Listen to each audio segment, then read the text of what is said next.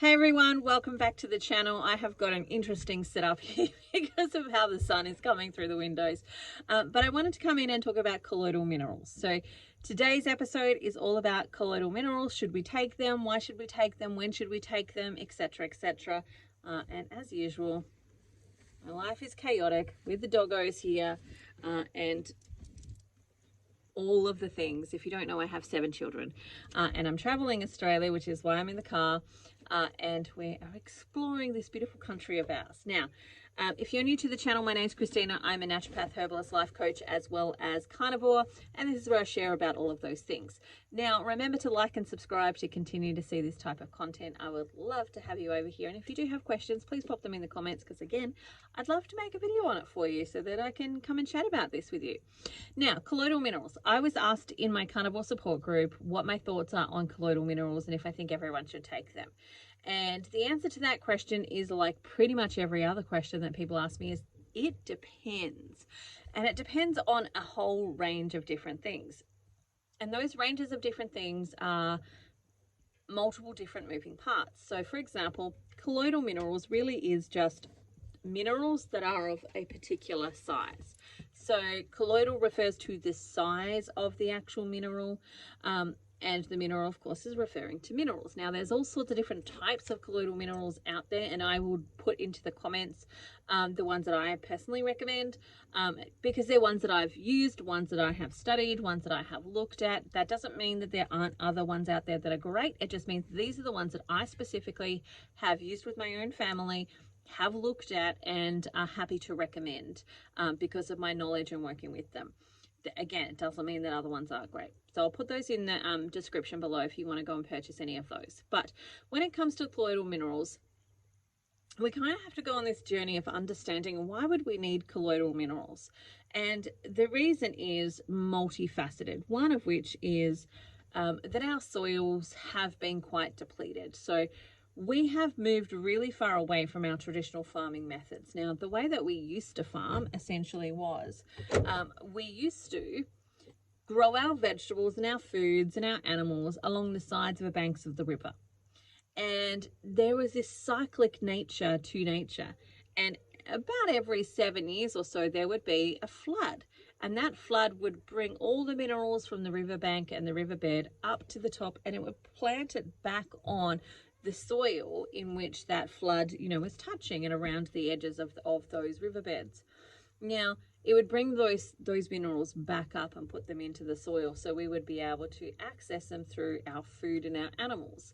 Now we live a life that is very different. We farm very differently. We've moved our farms not necessarily near or right next to the banks of the river anymore. We might have them in spaces where we've been able to create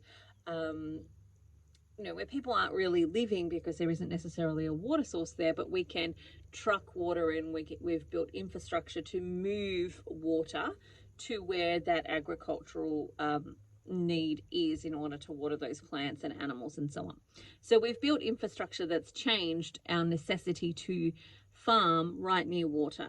And we can bring water in, and we can do different types of things like collect. Like right now I'm looking at some water tanks and we can collect and harvest rainwater where, previously before we had those inventions, we couldn't really do that. So we couldn't store water up for future times. We just had to rely on a body of water nearby where we were living in order to hydrate us and our plants and our animals.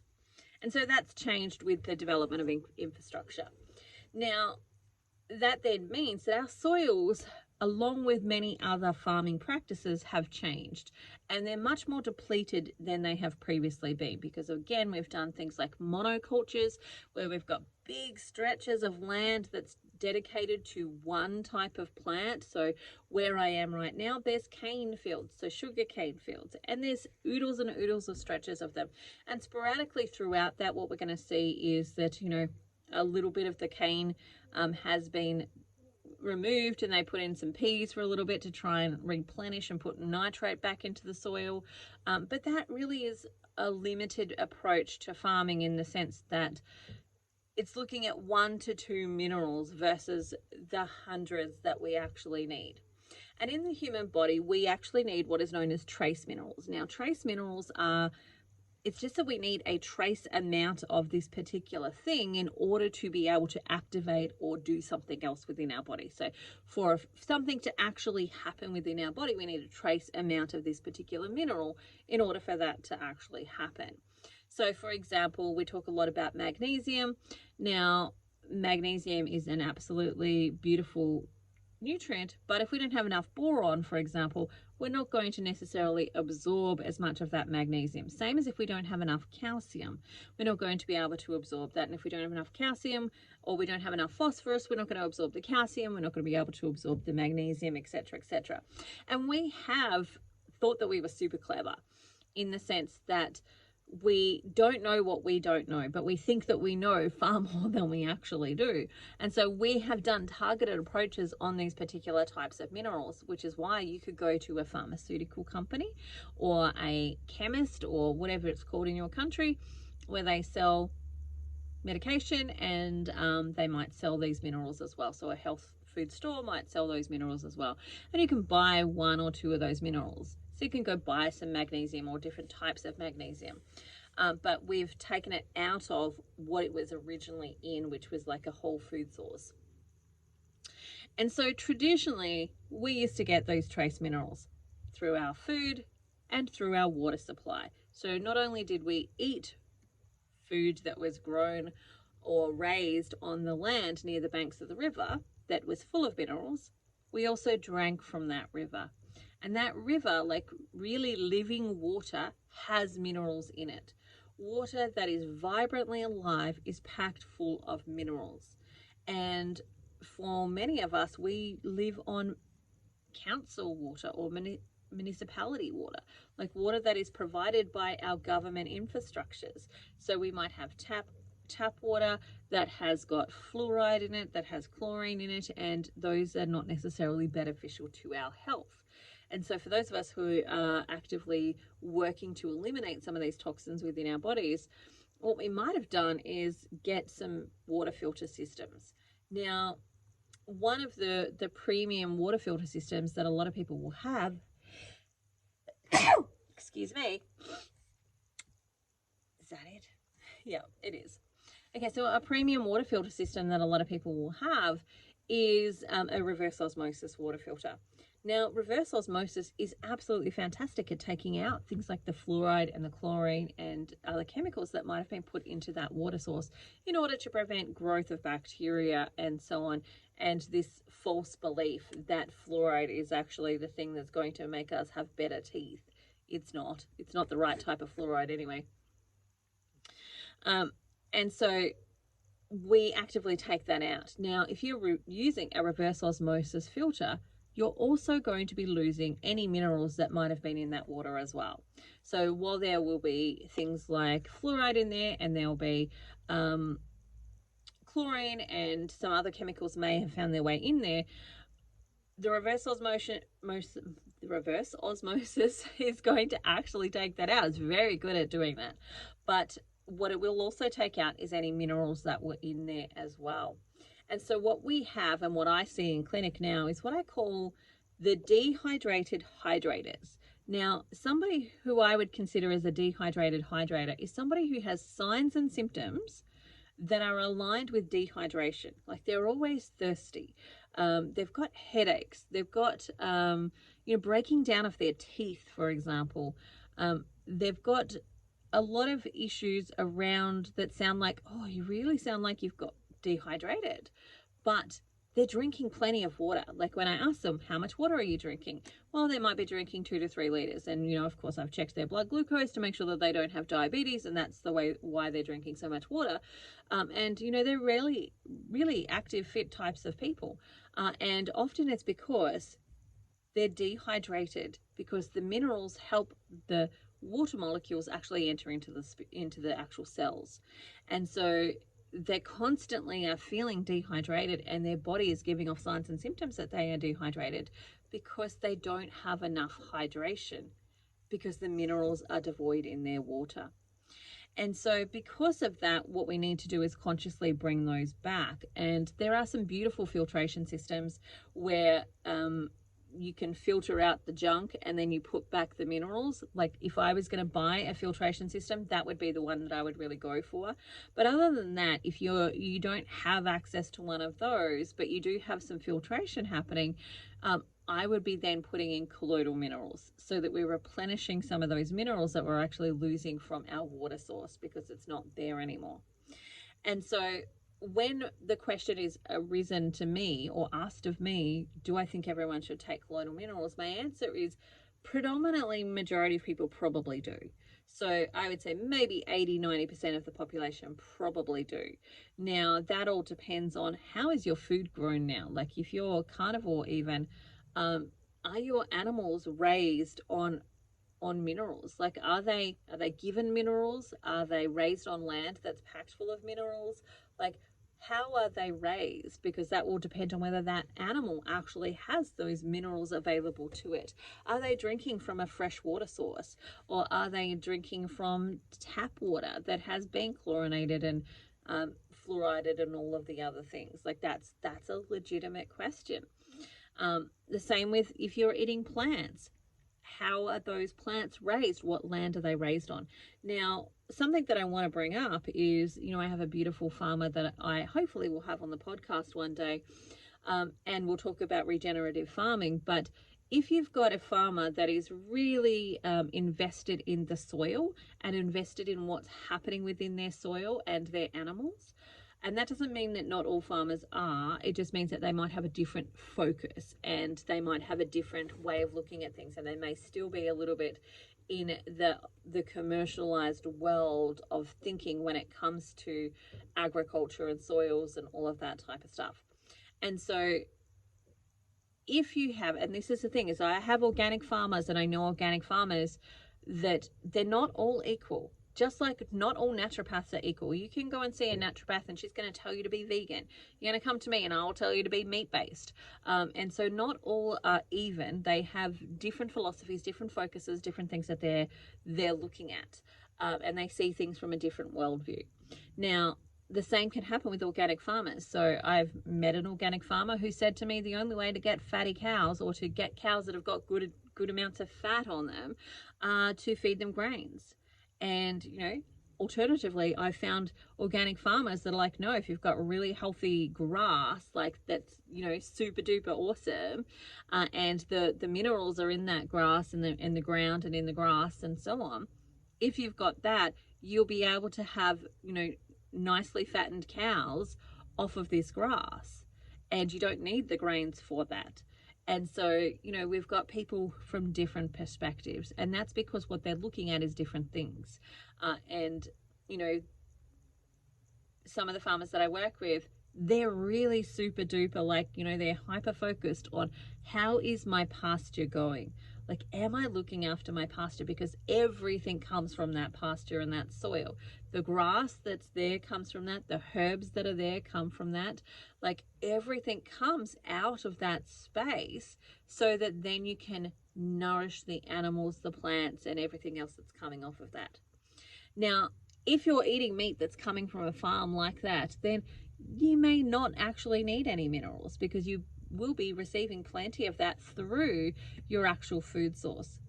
However, if you're not, if you are like me right now, I'm traveling Australia, I basically get what I can catch.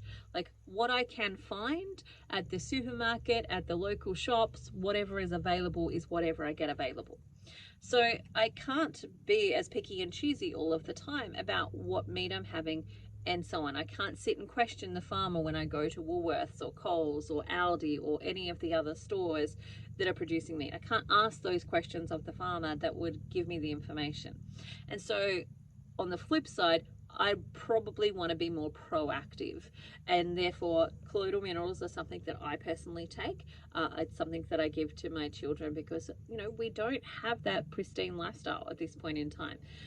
We also, are drinking water from all around Australia. So we are getting some of the chemical garbage that is actually in our water system. We're not drinking filtered water. I don't yet have that figured out where I've got a water filtration system.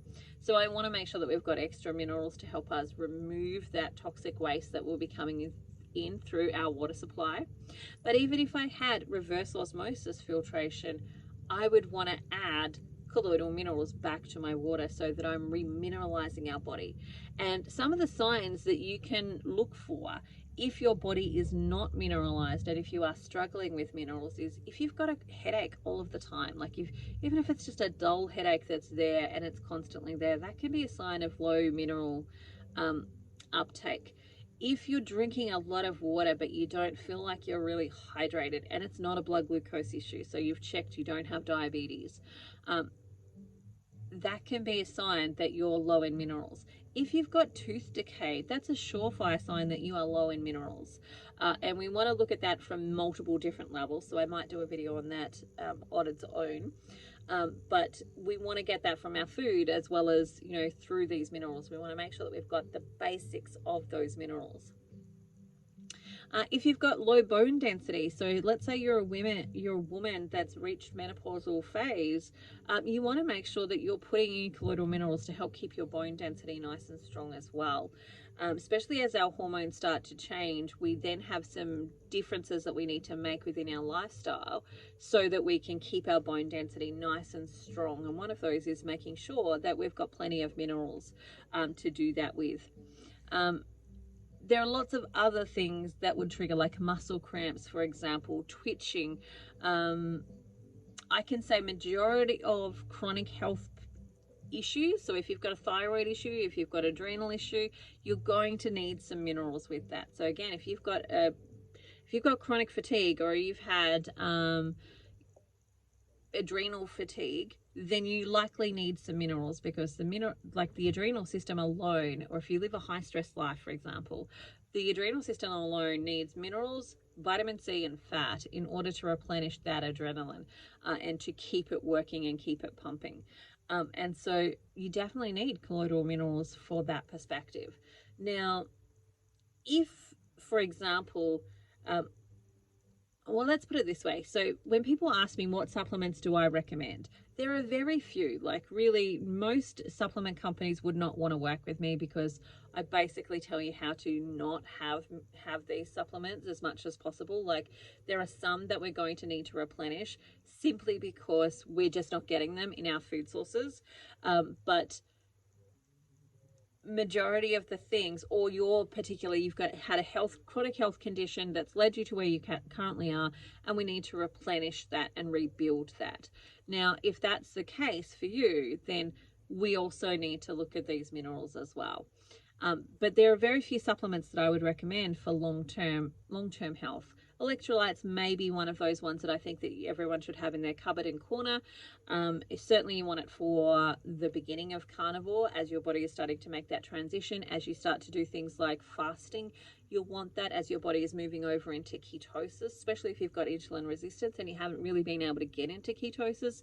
You definitely want those electrolytes, but you also want colloidal minerals for that. So electrolytes, colloidal minerals, maybe some vitamin C for times when you are chronically sick, maybe some zinc if you are concerned that you've already currently got a chronic health condition and you're working to reverse that, but you're still symptomatic and so on, and you want to avoid any issues with things like COVID or things like, you want to speed up that healing. And that, for me as a naturopath, is what I kind of look at. So, if you were to come and work with me, for example, I'm going to tell you to send me photos of your eyes, your tongue, and your nails, so I can have a look at what are the signs and symptoms that your body is actually telling me that it's deficient in particular nutrients for, so that we can raise those. But my goal and intention is never to keep you on those forever and a day. My goal and intention is to get you to the point where you can consume food in a way that's going to nourish that. Now, like I've said, there are some things that we may need to do a little bit more long term, which colloidal minerals would fit into that category. Salt would be another one, like good quality salt, and mixing up that salt, because again, salt's packed full of minerals, not your table salt, but like your different types of salt, like your Celtic salt, your sea salt, your Himalayan salt. Like, I don't really subscribe to one type. I actually like to use a variety, and it's the same with colloidal minerals. I'll use a whole variety of those because I want to expose my body to as many different ones as possible so that it can select and choose what it needs at that moment in time, versus I'm only giving it this type and that's the only thing that it's got available to it. And so that for me is colloidal minerals is one of those longer term supplements that I would have in my cupboard all of the time, along with good quality salt, along with maybe some vitamin C and some zinc. Magnesium might be one of those as well, but they're not things that I'm going to use every single day, except for something like colloidal minerals, which if you get a good source is actually a food. So some of the sources that I've put below, what the ways that they harvest that is they collect the reeds from the sides of the banks of the river that are still packed full of minerals, and they juice that. I really like the King Island kelp one. The King Island kelp one, they essentially harvest kelp from around King Island and they juice that.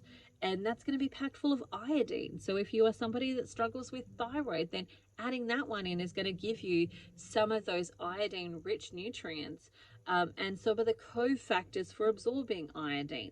And so that can be really beneficial for you as well. But I'm going to keep it at that because I think like I can talk forever and a day and I don't want you to be overwhelmed with information. But that's my perspective on colloidal minerals and why I think we probably need to be including them in our diet for majority of people. Like, again, if you've got like really good food, you know where it's coming from, you know the animals are really great and they're well looked after, you're not drinking town water, you're drinking a live water. So if you can get water from a stream, for example, and you know that that's a healthy stream, then you probably don't need to be taking colloidal minerals. But if you have a chronic health issue, maybe you do. And if you've got bone density issues, if you've lost some of your teeth, if you've got cavities and fillings, then again, you likely do.